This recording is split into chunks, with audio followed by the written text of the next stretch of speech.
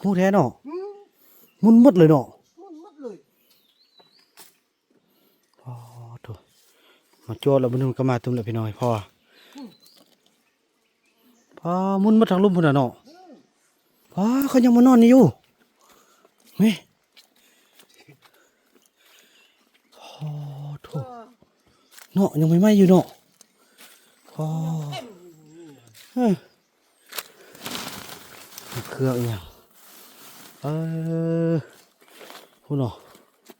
ยังมานอนนี่แท้ๆเนาะมานอนนี่เครื่องก็ยังเต็มอยู่ใบยังไม่ไหม้หนึ่งก้นยังไม่ไหม้หนึ่ง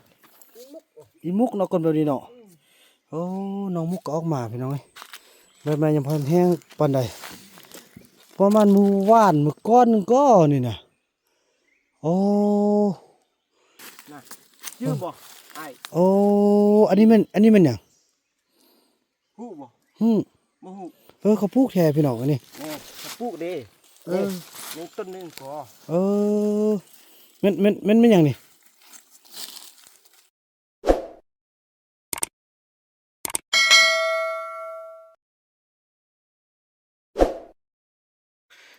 สบายดีทานผสมเนาะ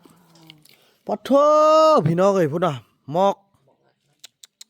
ปะโถบุญรอดตรงหน้าสุดเลยเนาะเบิ่ง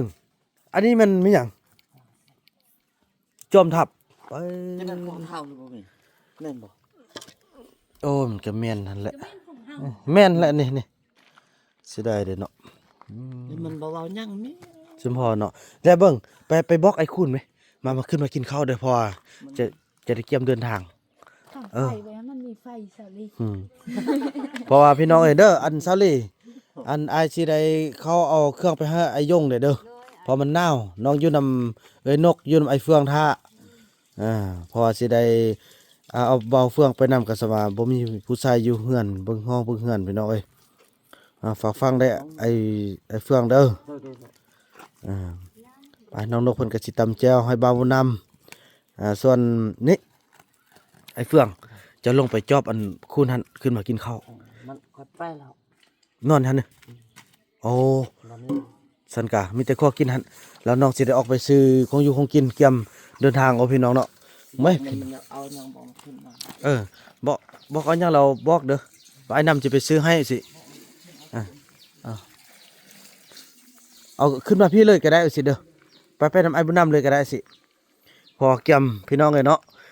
เกี่ยมเดินทางโอ้พี่น้องเลยเห็นไหมความหนาวพี่น้องหมอกเต็มเลยเนาะตายพี่น้องเลย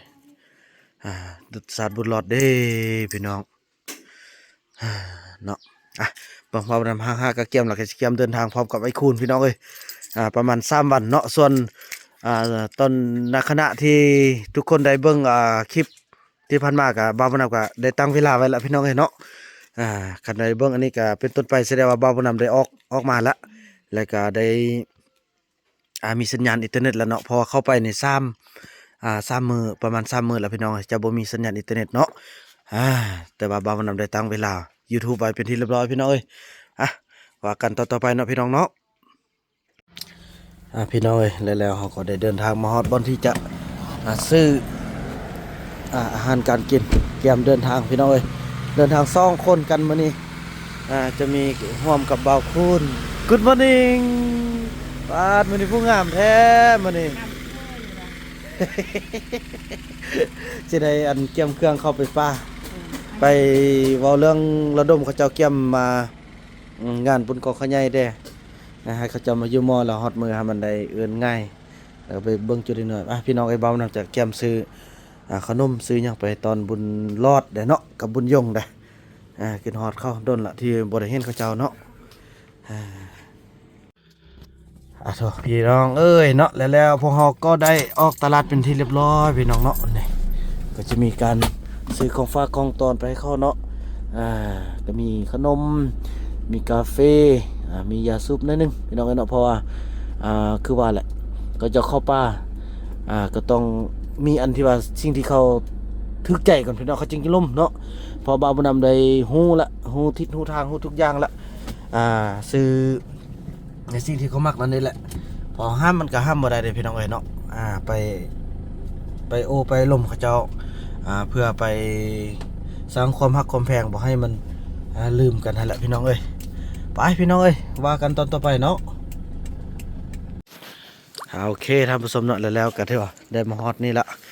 เกียมเครื่องเกียมของเดินทางกันโอ้เธอสลิเฮ็ดหยังกินปิ้งซีนโอ้ซีนหมูป่าเนี่ยโอ้น้องเงินบ่ได้ไปให้เขาเด้อโก อันค่าซีนหมูน่ะ อันที่ได้ห้าบ่ได้ อันเบิ่งไอ้เมืองบ่เอาไปให้อันในสร้างเฮือนนั่นแหละปาดว่าสิเอาเงินวันแล้วว่าลืมบ่แท้ว่าสิเอาสิทอนเงินไปอันนั้นอยู่ทอนเงินให้เข้าอยู่จ่ายเนาะไอ้เสด็จเนาะน้องมีเงิน เนาะรถจักรสำอันนั้นเนาะ โอ้ยว่าสิเอาเงินไปให้เขาเจ้าเฮ็ดเครื่องอันนั้นนะเบิ่งบ้านนั้นค่อยว่ากันเดี๋ยวเอาแต่ของกินไปให้เขาเบิ่ง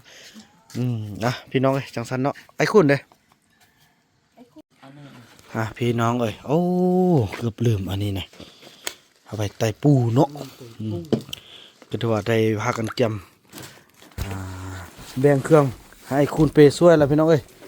เนาะเดี๋ยวสิเตรียมเดินทางกันพี่น้องเนาะบัดนี้โอ้พอดีเปแล้วบัดนี้จะได้บ่นักแต่ไอ้คุณเนาะเด้อไอ้เฟืองเด้อเบิ่งบ้านเบิ่งเฮือนเด้อเราเมทัลเพชรแต่ละคาบต้องให้ได้กินเช้าสวยแรงเด้อของกินน่ะฝากฟังไอ้คุณหาจินย่างนั่นเด้อ นัดไว้นี่บ่ใกล้ที่ เอาแต่ ลัดไม่ออก ไป หั ทาน งนี้คือสิใกล้ ทางนี่นะไป หรือว่านี่เฮาลงลัดถึงนี่มันเป็นเส้นทางข้างนอกออกข้างนอก ออกหัน โอเคบ่ ในทางไปตอนนั้นไปหันเด้อนี่ไปอันนี้ เอาแต่ไอ้คุณว่าเลยเอาแต่วิศการว่าก็ดิเอ้ยอาจารย์เก้าแล้วนะบ่ลืมแล้ว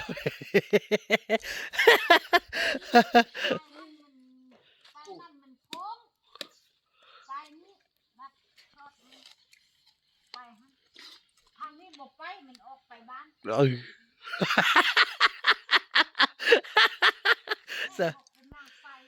เด้อ งานคักขนาดที่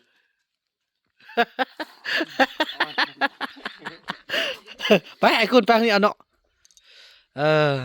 โอ้ป้องน้ำลืมป้องน้ำเนาะเดี๋ยวเอาป้องน้ำไปนี่เพื่ออยู่พุ่นเราจะได้เดินทางขึ้นพุ่นจะแม่นกินน้ำธรรมชาติพุ่นแล้วพี่น้องบ้านนี่โอ้สาลิบบ่ไปน้ำไอ้เนอะไปวะไปเที่ยวกันบ้านเยอะละเงินหาไอเด้อบ่ลืมหยังละติเนาะสิ่งทุกอย่างเอาจะดีจะดอดเด้ย อันหนึงเฮาเงินเก่า ลูกหลานได้เดินทางกันเด้อขอให้ปกปักษาลูกหลานเดินทางตลอดปลอดภัยเด้อโอเคเรียบร้อยพี่น้องบาทนี่กระบนักไล่ทีเนาะค่อยไปเอาค่อยย่างไปเนาะ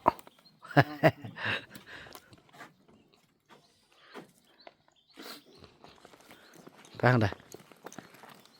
ลัดไปฮิ โอเคเด้อบ๊ายบายเด้อ3 มื้อว่ากันเด้อน้องเด้อบ๊ายบายเด้อสู้ๆไอ้เฟื่องอย่าอันนั้นเด้เบิ่งขับรถค่อยไปค่อยมาเด้อย่าสุไปนะมีแต่ออกไปตามเดินเท่านี้ก็พอตัวขับรถก็โอเคเอ้าไอ้คู่นี่นุ่งทรงผู้หญิงเด้อพี่น้องเอ้ย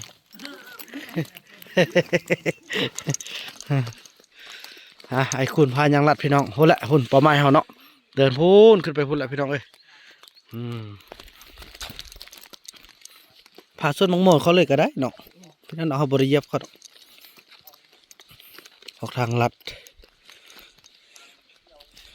นี่เนาะข้ามนี่เลยนี่ข้ามนี่เย็บนี่ลงนี่เลย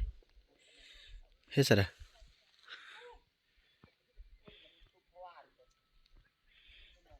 หรือว่าแน่นอนหางานนี่เขาก็เยียบไปแคบหุ่นลงทางแคบหุ่นเอาเนาะไป อายทางหั่นน่ะ ประมาณคือเส้นทางตัวนั้นพี่น้องไปพุ่นเนาะ นี่ไปได้เนาะ เลยลุยเลยเหรอเนาะไปพี่น้องกันเนาะพบกันแต่ละระยะเด้อเนาะ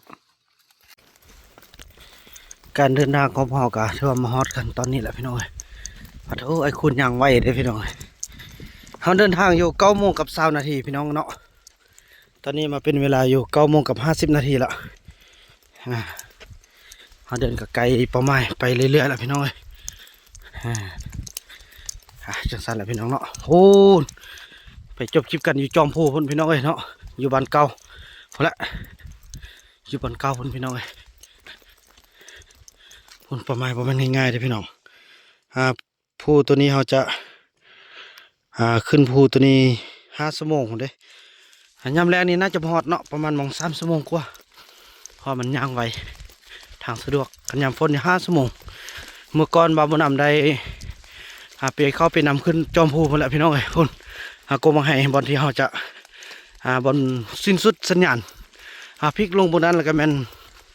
เป็นคนละโลกแล้วได้พี่น้องบ่มีสัญญาณอินเทอร์เน็ตบ่มีไฟฟ้าน้ำประปาเลยแหละพี่น้องทุกอย่างเป็นธรรมศาสตร์เลยพี่น้องเนาะติดตามปั่นกันแต่ละระยะเด้อพี่น้องเนาะผู้ที่เดินทางนำบาบุญนำนี่ก็คือพอต้องเรืองหรือว่าคนป่านั่นเองพี่น้องเนาะถือว่าไอ้คูณได้นำทางย่างไวเลยพี่น้องเขาย่างบทันเลยพี่น้องต้องได้ใส่ความจิกจักเขาหันพี่น้องเนาะไปว่ากันจังสันแหละพี่น้องย่างก็ลุบอีเรือแล้วบัดนี้ถือว่าตอนนี้เขาได้เดินทางมาฮอนนี่แล้วพี่น้องนี่คือเป้าหมายของพวกเขาข้ามพูนนี้แหละพี่น้องตอนนี้เขาก็มาฮอดจุดซุ่มนั่นนึงละนี่ ไอ้คุณพี่น้องโถดนละที่เราบ่ได้มาสัมผัสกับบรรยากาศแบบนี้พี่น้องเนาะให้ทุกคนได้เบิ่งในให้นำกันตั้งใจได้พี่น้องพอนาทีได้เนาะครบรอบ1 ปีจะได้นำทีมงานพอต้องเรื่องเขาไปแสดงเนาะในเวียกงานสุนเผาบุญประเพณีประจำกองเขาบุญกองเขาใหญ่เนาะประจำปีก็ถือว่ามีทุกสุนเผามาแสดงศิลปะวรรณคดีอยู่ที่นั่นพี่น้องเนาะซึ่งเริ่มแต่วันที่9 เดือน1 ปี2026เป็นต้นไปพี่น้องน่าจะถึงวันที่17พุ่นละเนาะโธ่พี่น้องแล้วเนาะไก่เข้ามาแล้วเนาะไอ้คุณเนาะไก่ตินโพมื้อนี้เฮาสิฮอดบ่ฮึบ่ฮอดเลย ได้นอนกลางคืนข้างทางกันเนาะพี่น้องฮอดใส่กันนอนท่านเอาพอระยะทางเอาในเส้นทางเส้นนี้เป็นเส้นทางที่พวกเราได้ไปอาหารกันกินรถยกล้อแล้วได้พี่น้องเส้นนี้ไปเดินต่อพี่น้องเนาะลัดลงเส้นนี้ก็เป็นเส้นทางเลยพี่น้องอยู่ดีเนาะพี่น้องแล้วพวกเราก็ได้เดินทางมาฮอดเที่ยงของพ่อว่านเนาะจะได้สมมตินี่นั่นกันไอ้คุณเนาะนี่ไอ้คุณเขาก็ได้เดินทางมานำลังพี่น้องเดี๋ยวเปลี่ยนแปลงหลายทุกสิ่งทุกอย่างเนาะโอ้พอคืมเพิ่นโอ้ลกมันได้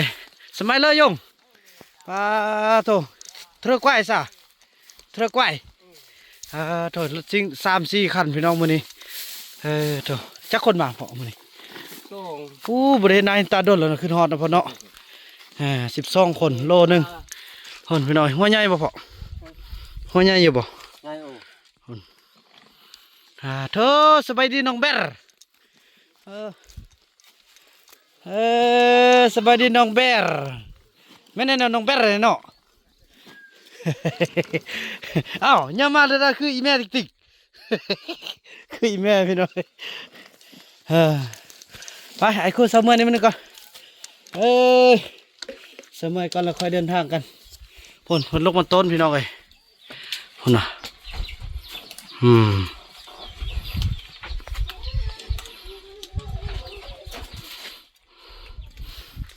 นางสมัยกินน้ำกันน้องเนาะแล้วเดินทางต่อเห็นกับพวกนุ่นเห็นนั่นมาเด่นนะพ่อเนี่ย พี่น้องเอ้ยหลังจากที่พักผ่อนนำพอคึมเนาะกินน้ำกินได้แล้วก็จะได้เดินทางต่อก่อน เดินน้องเป็ดเด้อบ๊ายบายเด้อ แล้วเจอกันไปไอ้คุณเดินทางต่อเนาะมาสืบถามประวัติแล้วก็บ่เห็นผู้เอาผู้ใดเข้าเลยพี่น้องเอ้ยเก่าขนาดเลยทางนี้พี่น้องพุ่นน่ะคือเห็นสภาพตอนเก่าพี่น้องแป๊ดเพราะวานเพิ่นกระปุกเนี่ยก็บ่งามแล้วเดี๋ยวนี้ไปเดินทางต่อพี่น้องมาฮอดนี่ก็คือเห็นภาพเก่าๆพี่น้องเอ้ยเนาะบอลนี้บอลที่เอารถซิ่งเนาะไอ้คุณมาเอารถซิ่งมาไว้นี่แค่นี้ตะกี้เนาะต่างเขาต่างน้ำกันพี่น้องเอ้ยนี่อันนี้ก็ได้ปล่อยปลาโอ้ขี้ดินมุ่นขึ้นแล้วโอ้ป่านี่เนาะอีป่าโอ้ขี้ดินมุ่นขึ้นตื่นหมดละเนาะทุกอย่างเรามีการเปลี่ยนแปลงไปแต่ละการเวลาของมันพี่น้องเอ้ยเนาะนี่โอ้อันนี้ระวังเด้ยังได้อยู่บ่นี่โอ้ยันหักเด้ตุพวานเฮากำมางไปอยู่เบื้องนั้นละนี่พี่น้องเอ้ยเนาะมาฮอดแถวนี้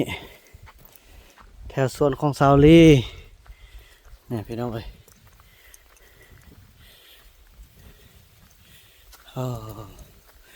ก็จะผ่านมาฮอดจุดนี้ได้ขอบคุณพ่อแม่ FC ทุกท่านเนาะไปเบิ่งเงินเนี่ยแม่จันตลีตังให้เพิ่นเด้อให้น้องเอ้ยแอมเนาะส่วนสังกะสีนั่นแม่นผู้ละนับแต่ทางเนี่ยแม่พี่น้องซื้อหยังเนาะบ่าวนั้นได้จดไว้ปุ่มนี่ใส่ละบ่มีแล้วบ่นี่เหลือแต่กุกยม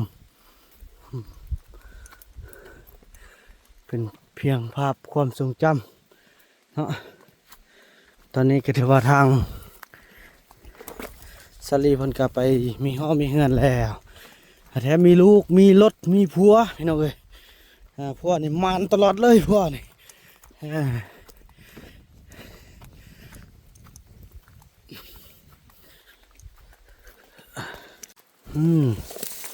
เดินทางมาฮอดแถวนี้ละแถวบุกเบิกโอ้มาหุ้มบอกกันได้ไอ้คุณไม่มาหุ้ม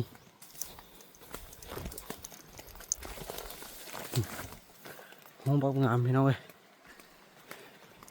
ปลาโทตัวนั้นสูงปิดเลยยังได้กินอยู่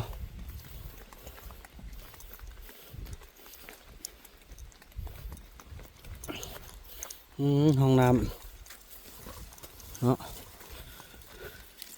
โอ้ยขึ้นฮอดพระเท่าจันทร์เลยพี่น้องเอ้ยขึ้นฮอดพระเท่าจันทร์ขึ้นฮอดไม่เท่าบุในผู้บรรจักเข้าไปนี่โอ้พี่น้องวัดภาพเนาะเมื่อก่อนพ่อได้มาดำรงชีวิตอยู่ที่นี่ในเป่าปูนก็ยังอยู่หันอยู่นี่จะมีจุดหนึ่งพี่น้องเอ้ยเนาะที่หน้าค้นหาของพระตู้จันทร์เนาะคนได้บอกบ่าวนำไว้แล้วเนาะเครื่องพระตู้จันทร์จะมีอยู่3 จุด1หมู่บ้านนี้บ่1 2กับหมู่บ้านถึง3ก็คือห้วยเมียงนี่พี่น้องเอ้ยป่าเป็นป่าหมดละพี่น้องเอ้ย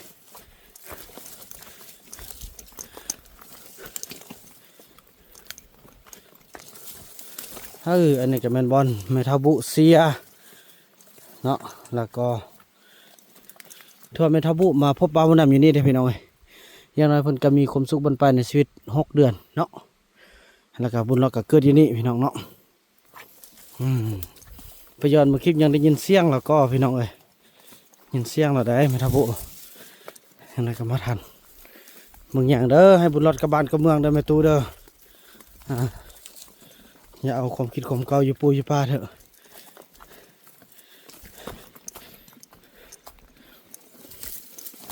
โทษบ่เห็นยังเป็นยังเลยพี่น้องฮอกไปหมดเลย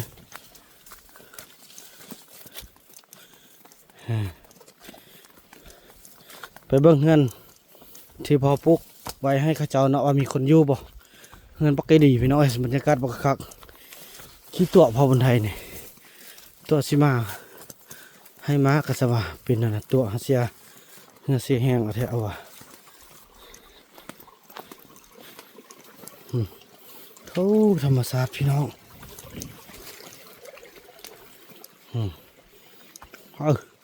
เป็นของงัวเขาอยู่สเต้นี่นฮะคือมีคนอยู่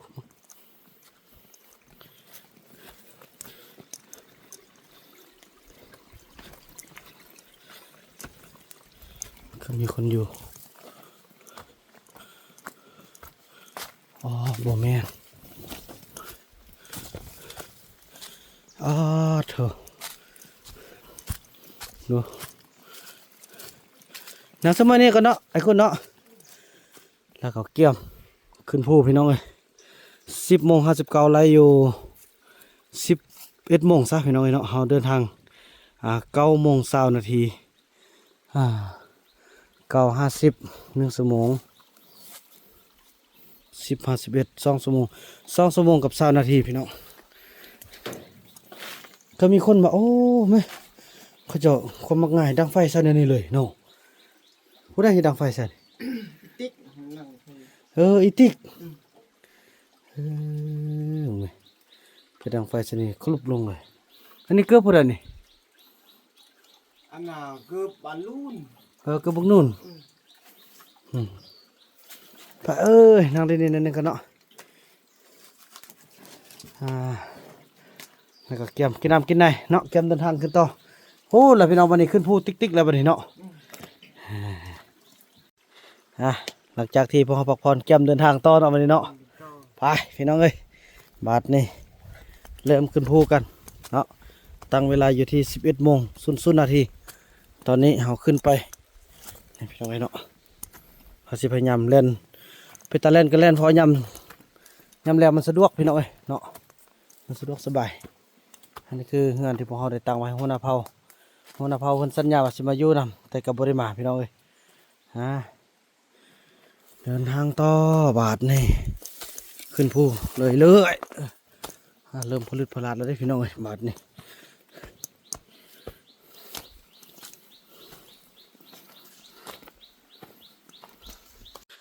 ฮาร์ดตัวพี่น้องฮอนสมัยนี้มันก็เนาะพี่น้องบอยสมัยแป๊บนึงก่อนเชื่อพี่ว่าผมเอาบอกสมัยสวัสดีแล้วเนาะพี่น้องเอ้ยสมัยก่อนนี่มีสัญญาณได้แค่นี้พี่น้องเนาะพี่น้องหลังจากพักผ่อนแล้วพวกเราก็จะได้เดินทางต่อจากจุดนี้ขึ้นต่ออีกจุดนี่แหละพี่น้องเนาะโอ้ทางกับเก่าพี่น้องเลยไม่มีผู้คนเที่ยวยังเลยนั่นต้นเขาเอามาเท่านึงวะนี่นั่นต้นเอามาเท่านึงแท้นั่นนี่ไปเดินทางต่อโธ่เดินทางมานี่พี่น้องเอ้ยมันพูดอะไรยังน้องภาคนี่เราเบิ่งอันเครื่องพูดอะไรเราเบิ่งดู บอลลูน ฮะ บอลลูน บางนูนแสดงบางนูนมันออกมาหมื่นให้โทรหาใดเนาะโทรได้ อันนี้มันส้มบางนูนบ่ส่งนู่น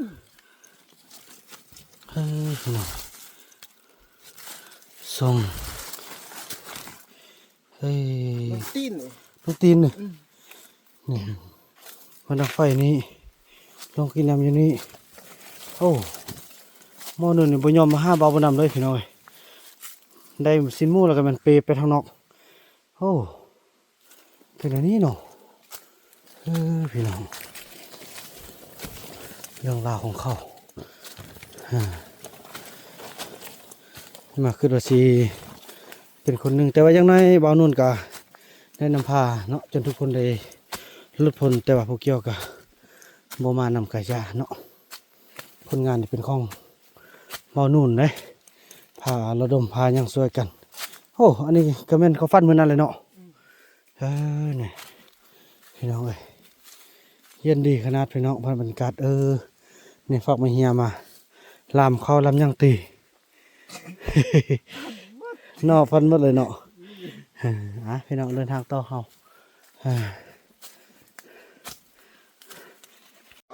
พอโทพี่น้องมาฮอดนี้มาเห็นพอใหม่ๆเยี่ยมๆเลยสิเป็นมื้อนั้นแหละมื้อออกมาเลยสิเป็นผู้ใดนี่กิน บ้านนุ่ม มันนุ่นโอ้กินแต่หันมานี้หมดเลยเห็นบ่ กินบ่ได้บ่ พอโทพี่น้องพุ่นน่ะปองเหล่าเนาะโอ้ยเสียยันเหล้ายันเบียร์แท้ๆพี่น้องเอ้ยยามันเนาะได้เท่าใดก็เอาเท่านั้นก่อนอันนั้นแล้วก็แผนกันในตัวนั้นก็สิได้หั่นแหละแต่ว่าอาศัยส่วนลูกส่วนหลานพุ่นแหละพี่น้องเอ้ยใกล้จะฮอดวันเก่าละตอนนี้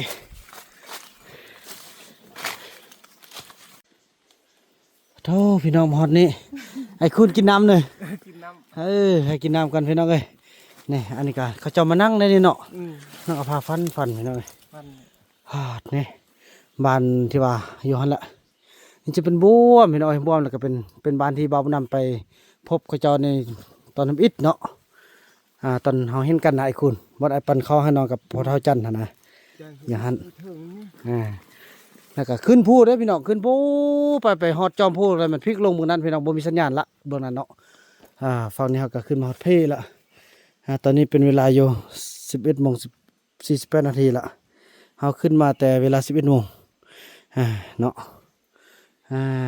ไปเรื่อยๆพี่น้องเอ้ยเนาะ อายหอยตุ้มูก ป๊าดโถพี่น้อง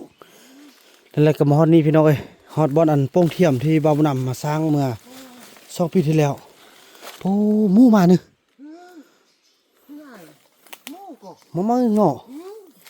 พอบ่าวนำฟังเกลือหมดเลยพี่น้องแค่นี้ฟังเกลือมาเฮ็ดโป่งเทียมหมดนะพี่น้องมันต้องมาตลอดเลยเด้อไม่พี่น้องมุ่นหมดเลย บนนั้นเข้มข้างก่อน เบิ่งดูมันมาเด้อหน่อย อ๋อมูโอ้ หมู่แท้เนาะมุ่นหมดเลยเนาะ มันหมดเลย อ๋อโถมาโจดแล้วมันก็มาตุ้มแล้วพี่น้องพอมุ่นหมดทางลุ่มพุ่นน่ะเนาะน่าใส่แฮแม่บัดนั้นไอ้คุณ บ่ได้ชื่อใช้แห้วอันเช่นนึงก็ เนาะ มาเชื่อนี่มัดมาแล้วมาเบิ่งหั่นเลยตีลุงปุ๊บ นี่พี่น้องเอ้ยไม่หนึ่งพี่น้อง ไม่ ในที่สุดก็มีสัตว์มาเข้าละพอเบานำมาฟังเกลือเนาะเอาเกลือให้ปรุงเทียมให้เขาเจ้าเพราะว่าเมื่อก่อนผู้ใดได้ติดตามเบานำก็จะเห็นเนาะพอเขาเอางัวมาเลี้ยงให้เขาเจ้าเลี้ยงนี่เนาะมีทางFC ทางฝั่งไทยเฮาแล้วเอาไม้คั่นแล้วก็เสียมหั่นแล้วก้มลงนี่ซื้อนี้ อืม โอ้หอยไป อืม ก็เชื่อนี่นะครับมูมาเหยียบลั่นดิน ทางคุณแม่มณีจงแพทย์แล้วก็ทางคุณแม่ปานทิพย์เนาะเพิ่นได้ส่งเงินส่งคำมาซื้องัวให้พี่น้องพอต้องเรื่องเฮาเลี้ยงพี่น้องความเพิ่นอยากช่วยเหลือเนาะแต่ก็บ่สำเร็จย้อนพวกเขาเองฉะนั้นแหละพี่น้องเอ้ยอันนี้ก็เป็นบอนเก่านี่เงินละเก่าของไอเอกเนาะ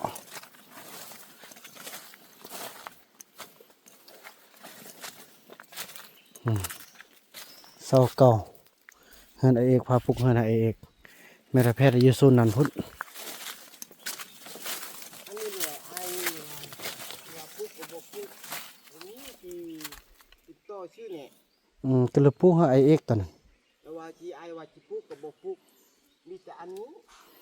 แล้วบนเดี๋ยวพวกไอ้นอนนะพวกไอ้ปุกตอนไหนแม่ ไอ้เทิงพุ่นน่ะ โบพวกไอ้นอนนี่ก็หนอกนี่มันมีเล็กตะพูไอ้ตอกกันเด้ตอกกายใส่ตัวนั้นหนนายี่นี่แหละนั่นนี่ เทิงหั่น บ่อันนั้นเทิงบนนึ่งอันนี้ก็นอนเธอนึ่ง เอ้าบ่เห็นอันเจ้านอนอู้ติ บ่นอนพื้นนี่แหละมีไอ้กี่แก้วก็มาเด้หาสักจึกเด้มานอนกันที่ อัน นี่ นี้น้องบ่เห็นก็ น้องตอนเป็นน้องยังไปหากินตอนนั้นน่ะ ที่บ้านเอาน้องไปหาเป้กินลูกโอ้ แม่นทิกตองเลยอันนี้เป็นบอนอาบน้ำของซาลีเมื่อก่อนพี่น้องเนาะซาลีละอาบน้ำนี่แหละโอ้ยเดี๋ยวนี้เปลี่ยนคนบ้านคนเมืองละซาลีก็ได้ ดีใจนำน้องเว้ยถ้าไปก็บ่ไปละเดี๋ยวนี้ลืมอย่างสิ้นเชิงเลยขอให้ลูกสาวจอมมีแนวคิดแบบนั้นได้เถิดเนาะ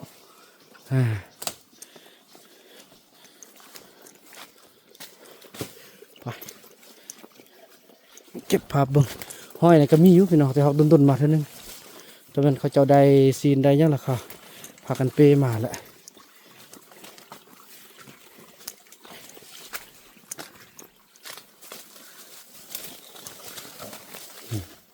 ห้อยฟันใบตอง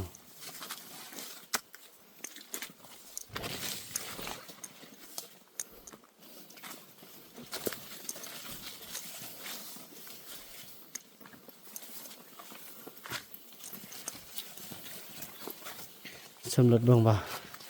ห้องห้อยมันจะเป็นแบบใดเมื่อก่อนอีเพชรอยู่หันเนาะ เพชรอยู่ หันไอเอกอยู่นี้เฮ้ย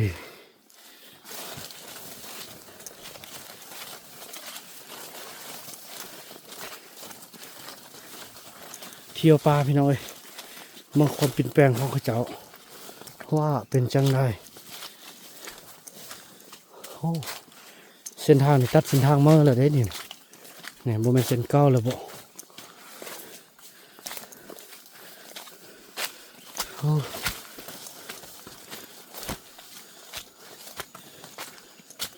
โอ้เส้นเก่าเนาะ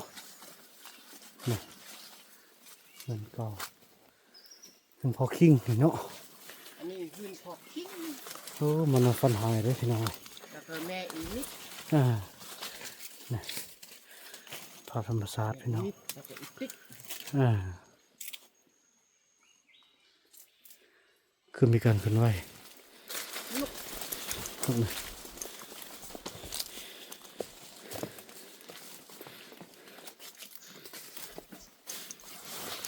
นกลองกินน้ำบ่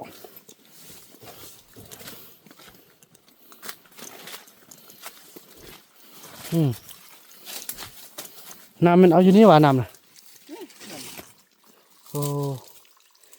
เกิดสิว่าจะได้ตักน้ำได้เนาะไอ้คุณตักใส่ค่อยตักพอจะมีน้ำแต่อยู่บนเดียวนี่ไอ้คุณเนาะจากนั้นขึ้นจอมพูด ท่านกูนี่หลาย อยู่บนใด มันลงให้กูนี่โอ้ โอ้บนลงเอาตัวนี้ไปกินให้นี่กันเนาะ กินนี่กะ พี่น้องเลย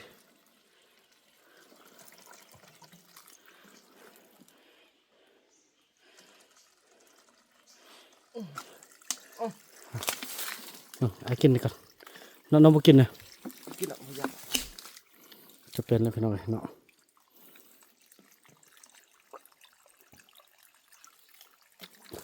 ไอ้กินหมดแล้วก็สวัสดิ์ด้วยไปตักเอาอยู่คุณ เนาะ ไอ้อยากกินน้ำก็ จ้ามานิดนึงไว้เลยเอายัดสัญญาเลยฮอนพี่น้องเลยข้างได้บ่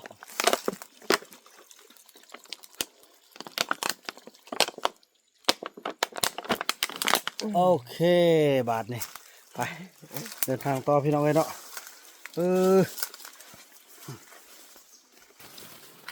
ก็บอลนี้จะเป็นบอลที่ว่าเขาเจ้าใส่น้ำเนาะนี่ใส่ท่อนี่เขาเจ้ากันลากมาแต่ลุ่มหมดแหละโอ้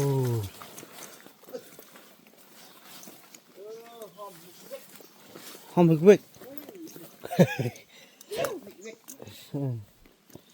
นี่ตะกี้เขาเจ้ามาใส่นี่เนาะชีวิตนี่คือหมู่บ้านที่บ่าวมันนำได้พบพ่อในเมื่อก่อน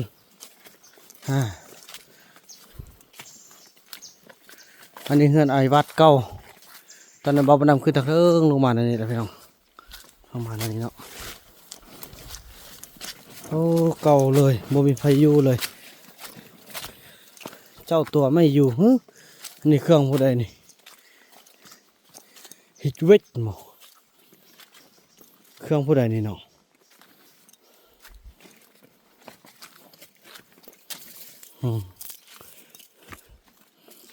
ฮั่นพี่น้องเอ้ยกกไม้ตอนนั้นแหละเป็นเฮือนนางทำอิฐของซาวลี่ที่ใดมาพาลูกพาเต่ามาอาศัยอยู่ก็ไม่เท่ามีผมได้นอนทั้งสามพี่น้องเอ้ยเขตลุ่มหุ่นก็จะเป็นเขตที่ พอเราจันน่าจะเสื่องคล้องไว้พี่น้องเอ้ยบอลนำหูบอลละแต่ว่า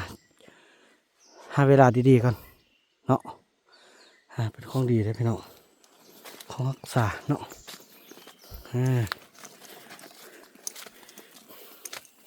โอ้เส้นทางก็ยังมีคนมาอยู่เนาะหนึ่งตัวเขาใส่น้ำใส่ยังต่างหุ่นฟอนนั้นทรงเมทัลมิดอันนั้นเนาะทรงเมทัลมิดขึ้นทางนี้ปลาดงเย็นดีขนาดพี่น้องเลยโอ้เข็นนี่เขายังไกลไปไกลมาอยู่นี่ก่อนเนาะไหมเครื่องหัวหน้าเผ่าพอบุญไทยอันนี้เขายังมานอนนี่อยู่ไหมถูกเนาะยังไม่ไหม้อยู่เนาะเขาเนาะยังนอนอยู่ในไม่ไหม้หนึ่งเครื่องเอาไว้นี่เต็มเลยถูกไหมยังไม่ไหม้หนึ่งเสร็จแล้วพากันออกมาโบไป5 บาบุนำเลยพี่น้องเนาะนี่เครื่องอย่างพูดเนาะยังมานอนนี่แท้ๆเนาะมานอนนี่เครื่องก็ยังเต็มอยู่ไปยังไม่ไหม้หนึ่งเสร็จแล้วเขาเจ้าก็ไปมาๆยกเห็นไหมใช้ชีวิตอยู่ในป่าอีหลีพี่น้องเอ้ยนี่แหละนี่เงินของหัวหน้าเผ่าพ่อบุญไทยนี่อันก้นน่ะยังไม่ไหม้นี่อีมุกเนาะก้นแบบนี้เนาะโอ้น้องมุกก็ออกมาพี่น้องเอ้ยใบยังพอแห้งปานใดประมาณมือว่านมือก้อนนึงก็นี่นะโอ้ย่าเขายังมาท่าในนี้หมดหรอฮะท่าในนี้แสดงว่าเขาชิมาย้ายมาอยู่พี่แล้วแสดงเนาะเขาข้างอันนี้เขาอันฟุกอันนี้เด็นะชื่อบ่ไอโอ้อันนี้มันอย่างฮู้บ่บ่ฮู้เขาปลูกแทพี่น้องอันนี้เขาปลูกเด้นี่ต้นนึงพอมันอย่างนี้เนาะเขาปลูกเมียนให้เป็นหญ้านี่ปลูกไว้แทพี่น้องเนาะแสดงว่าเขากะจีมาอยู่นี่อยู่เบิ่งนี่นะเนาะเขาอยู่นี่น่ะเขาอยู่นี่ตลอดเนาะนี่คือที่มักอยู่นี่เขาว่านั่นเนี่ยเราเบิ่งทางเขาไปทางนี้นึกทางพ่อบุญไทยไปทางนี้นึกโอ้ไปพี่แท้น้องไปตกห้วยห้างแท้น้องนี่คนไทยนะไปพุ่นเนาะอีคิงอีติ๊กเนาะโยงไปทางนี้เนาะพอพอดกันเลยโอเคได้พี่น้องขึ้นผู้บนเยี่ยวนี่นะพอพอดเราก็ว่ากันในตอนต่อไปกันพี่น้องเนาะเป็นตัวนี้พี่น้องโอ้ตัวใดบนนี้นั่นนี่บนนอนนี่เนี่ยเนี่ยน้องไฟจะนี่เนาะขึ้นมากินเหล้าแล้วก็ไปโละกองบ้านนี่ว้าวพิษบนนั้นก่อนเนี่ยตีน้ำเขาเนี่ยอีคุณไปหาด่าหันนี่ไปหาเฮ็ดเนาะแสดงเขาออกมาแต่มันเขาเป็นพี่น้องถือว่าจังสั้นแล้วพี่น้องเนาะถือว่าคลิปนี้บอบันจะขออนุญาตจบคลิปกันเพียงเท่านี้ก่อนพอเรื่องราวของพวกเรายังยาวไกลพี่น้องเนาะพอมาฮอดนี้ก็เป็นฮอดบอลที่ว่าซ่องหมู่บ้านเขาจะแยกกันเนาะอันนี้เป็นเฮือนหัวหน้าเผ่านี่มีอันนี้เป็นปืนได้นี่เขาจะก็ยังเอาไว้นี่อยู่เนาะคลิปนี้บอบันจะขออนุญาตจบคลิปกันเท่านี้ก่อนพบกันในคลิป EP ต่อไปในการเดินทางไปเส้นเบืองขั้วนี่พี่น้องพอมีซ่องหมู่บ้านหมู่บ้านนี้จะมีไล่คนที่สุดเนาะมีอยู่จักคนมีอิติกบุญรอดพอคิงแม่มิดวาดยงเนาะแม่นบ่เนาะเอกเนาะบาเอ อกก็อยู่คนไทย อ๋อมี6 คนพี่น้องเอ้ย6 คนไปทางนี้ แล้วก็เขาเจ้าแยกกันเนาะหมู่บ้านที่2ก็มีพ่อบุญไทยเมียละหันลูกละหันบ่าวเอกสำนี้เนาะบักนู่น มานู่นอีมุก ไอ้มุก6 คนคือกันโอ้ทางนี้ก็6พี่น้องเอ้ยทางนี้ก็6แต่ว่าเฮาจะไปทางนี้ก่อนเพราะว่าเฮาอีดูต้นอันเด็กน้อยเนาะก็คือถ้าบุญรอดพี่น้องจะได้เอาเครื่องไปให้พออากาศหนาวเด้พี่น้องเนาะว่ากันใน EP ต่อไป EP นี้บ่าวบ่นำขออนุญาตกล่าวคำว่าสบายดี